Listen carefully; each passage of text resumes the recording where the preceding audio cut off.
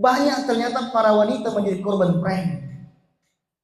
Dari laki-laki yang awalnya mungkin cuma laki-laki tepos, tebar pesona. Jalan kami, jalan perjuangan, hati kami risau melihat perpecahan. Namun faktanya masyarakat muslimin yang dimuliakan oleh Allah Subhanahu wa taala, tadi kita katakan tidak semua orang sukses membina mahligai rumah tangga. Kalau kita melihat kondisi keluarga pada hari ini, apalagi pada era-era belakangan, kita mendapatkan sesuatu yang membuat diri kita banyak harus mengurut dada. Di balik biduk rumah tangga, banyak air mata yang tumpah, hati tersayat, batin tersiksa, serta jiwa yang merana karena tersakiti oleh sembilu fakta. Apalah artinya senyum bahagia pasutri atas kursi pelaminan? Apalah artinya canda tawa kalau keduanya berjalan bersama bergandengan tangan melepas senja di tepi pantai Bira jika nantinya hanya menikmati perihnya luka di penghujung cerita?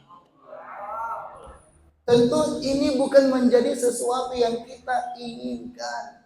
Kita ingin bahagia, kita ingin sukses di dalam melewati berbagai macam ujian-ujian dari Allah Subhanahu wa taala. Bagaimana memastikan bahtera cinta itu bisa berlayar melintasi ribuan pulau yang penuh dengan ujian dan bahkan fata morgana hingga akhirnya bahtera cinta itu dengan anggotanya, dengan penumpangnya, dengan muatan amal salehnya bisa selamat berlabuh di surga Allah Subhanahu wa taala. Syekh Utsaimin rahimahullahu taala, beliau pernah menggambarkan sebuah fakta realita yang terjadi dalam kehidupan rumah tangga. Banyak ternyata para wanita menjadi korban prank. Dari laki-laki yang awalnya mungkin cuma laki-laki tepos, tebar pesona. Tebar pesona. Apalagi zaman sekarang kan banyak akhwat itu dari sisi fisik dia suka yang bagaimana? Wajah-wajah kayak begini, oh kurang laku sekarang. Meskipun Ustaz masing-masing ada pasarannya, ya kan? Kalau dulu begini, wah ditanya akhwat, oh masya Allah jenggotnya panjang dia suka. Karena teringat perkataan siapa Aisyah, meskipun riwayatnya lemah ya. Ya, subhanalladzi jamala rijal bil yadi. Segala puji bagi Allah atau maha suci Allah yang telah menjadikan seorang pria itu tampan dengan jenggotnya. Oh, sekarang enggak begitu. Yang diinginkan wajah-wajah opa Korea. Seperti apa? Ya, wajah Lee Min Ho postingan Hanan Ataki. Kan gitu kan? Jadi wajah Lee Min Ho, apalagi Jongko, Park Ji Sung, Kim Jong Un, masuk kah? Jadi wajah-wajah opa Korea dan postingannya postingan bela Islam, postingan bernada keagamaan, itu kan yang disuka. Kita mendapatkan banyak pasangan suami istri ketika awal pernikahan atau melewati proses pernikahan yaitu PPKM. Tahu nggak PPKM? Perkenalan, pertemuan, khidbah, menikah. Ya sudah? Di mana kita kenal Ustaz? Kemudian di mana ketemuan di mana kita melamar, di mana kita menikah. Biasanya banyak pasutri terutama para ciwi-ciwi ya, para akhwat melewatinya dengan proses penuh dengan suasana haru dan baper. Akhwat, alhamdulillah ada ikhwan yang datang melamar Kak. Atau ada yang ngajak taruhan Kak. Siapa? Fulan, masya Allah, semoga Allah mudahkan. Ternyata melamar, dia kirim foto. Ternyata dia datangnya bukan sendiri, tapi langsung bersama dengan rombongan. Ya kan? Sampai akhirnya menikmati bulan madu. Ada sampai di Mekah, ada sampai ke Turki, semuanya dilewati Ustaz dengan proses penuh dengan suasana haru dan baper. Tapi ketika menjalani kehidupan tidak pandai untuk bagaimana membina mahligai rumah tangga yang awalnya baper berubah menjadi koper, korban perasaan, yang endingnya bagasi, bahagia kagak, sengsara. Antum mau gak jadi bagasi? Tidak mau. Dan ternyata hal-hal yang seperti ini sering kita dapatkan. Antum kalau lihat ini ya, isi jasam admin isinya apa? Luka di atas luka. begitu banyak problem dalam kehidupan rumah tangga, goncangan-goncangan, dan bahkan rumah tangga itu yang seharusnya menghadirkan keindahan justru menghadirkan begitu banyak kecemasan dan juga kesedihan. Jadi tentu masyarakat muslimin dan Allah Subhanahu wa taala ini perlu kita perhatikan.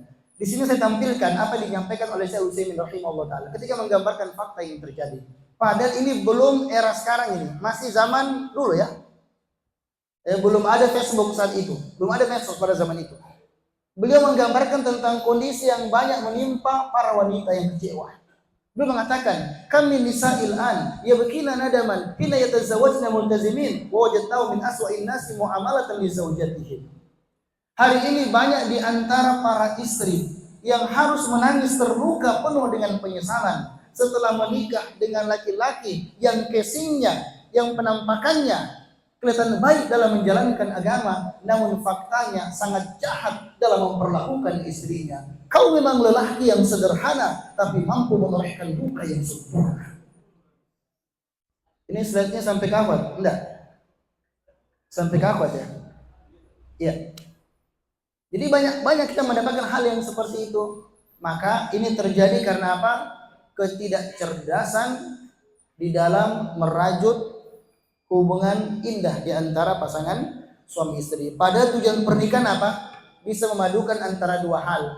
Karena pernikahan ini akan membuka kepada kita dua kebaikan. Menyatukan, memadukan antara dua hal besar. Dia sebagai ladang pahala dan juga sebagai ladang untuk mengekspresikan cinta kasih. Di dalamnya ada ibadah sekaligus fitrah. Karena pernikahan adalah satu-satunya jalan untuk menyalurkan cinta kasih dan mengekspresikan kebutuhan fitrah dengan cara yang benar, legal, dan terhormat. Jadi antum kalau menikah menyalurkan fitrah. Karena laki-laki tertarik dengan perempuan, itu adalah fitrah. Tapi agar dia tidak menjadi malapetaka dan bencana, maka Allah fasilitasi dengan pernikahan sebagai jalan untuk bagaimana seorang hamba mengekspresikan cinta kasihnya dengan cara yang halal. Karena kalau selainnya itu namanya romantisme talekam, romantisme palsu. Kalau dia salurkan di luar pernikahan, maka kalau antum sudah menikah, seharusnya Ustadz kalau bukan gaskan, gaskun. Gas full kalau sudah menikah. Kalau antum punya bakat, ini wajah-wajah berbakat sebenarnya ya. Jadi kalau antum ingin tumpahkan rasa itu, lakukanlah dalam bingkai pernikahan. Itulah gunanya kita menikah, menumpahkan rasa kita, menumpahkan perasaan kita. Maka semuanya hanya lewat institusi pernikahan. Dan kapan kita lakukan? Mendapatkan pahala di sisi Allah Subhanahu wa taala. Dalam hadis Rasulullah SAW dikatakan, "Idza tawazawajal abdu faqad istakmala nisfuddin." Kalau orang menikah, maka dia berpotensi untuk menyempurnakan setengah agamanya. Kenapa? Karena setengah agama terletak pada pusar bagian bawah, Ustaz. Maksudnya bagaimana? Menjaga kesucian. Kata Imam Al-Qurtubi, bahwasanya az-zawaj ya'ufu an-zina. Nikah itu bertujuan di antara yang mencegah seorang agar tidak terjatuh pada perzinahan dengan berbagai macam variannya.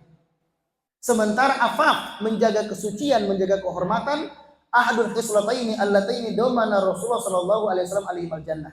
Dia menjadi salah satu di antara dua alasan Rasulullah sallallahu alaihi wasallam menjamin seorang hamba dengan izin Allah masuk ke dalam surga Allah. Man yadma ma baina lahyaihi wa ma baina rijlaihi admanal jannah. Kemudian beliau mengutipkan hadis Rasulullah sallallahu alaihi wasallam dalam Sahih Bukhari, barang siapa yang menjaga apa yang ada di antara kedua mulutnya, ya seperti wanita-wanita yang tidak mau jadi PNS.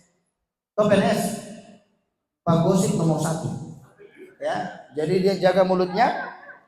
Yang kedua adalah dia mampu menjaga kesuciannya. Antum ingat, berat enggak menjomblo, menahan diri? Berat enggak? Banyak tembus dulu kan? Banyak bocor kan? Ya kan? Ustaz haram Ustaz, tapi mau diapa? Karena berat. Sebagaimana kata Syekh Utsaimin, tajidu katsiran min asy-syabab yu'ani mushkilatil uzubah walaula inda min imani billah la zahaba yatasaddaq fahisyah. Banyak hari ini di kalangan para pemuda yang merasakan beratnya menjomblo, sulitnya menjomblo.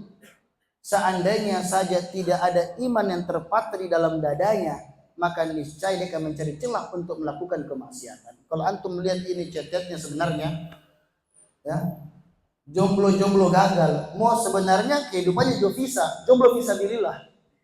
Pengennya begitu, tapi ketika malam sudah datang dia tidak puasa. Betul kan? Makanya sampai seorang yang bernama Imam Al-Ghazali rahimahullah dalam kitab Ihya Ulumuddin belum menggambarkan tentang petaka gejolak syahwat. Di antara ayat Al-Qur'an wa min syarri ghasikin idza waqab, tentang bahaya ketika malam semakin gelap gulita. Kan malam banyak kejahatannya. Berlindung kepada Allah dari berbagai macam kejahatan. Ternyata kata Ibnu Abbas, riwayat dari Ibnu Abbas, bahwa di antara bentuk contoh kejahatan yang biasanya menggoda pada waktu malam, terutama para jomblo atau para suami yang kesepian, wa min syarri qiyamiz zakar. Ketika malam datang, kemudian si dia lagi tegak. Bahaya enggak itu? Ini kan mantan-mantan gagal semua nih kan? Ya kan? Makanya kenapa dia menikah? Untuk menjaga diri agar tidak terjatuh pada perkara yang dilarang oleh Allah Subhanahu wa ta'ala, menyalurkannya pada tempat yang halal. Maka kalau orang menikah, maka kita mendapatkan banyak manfaat, di antaranya sebagai cara untuk menjaga kesucian diri, dan yang kedua melahirkan generasi Rabbani.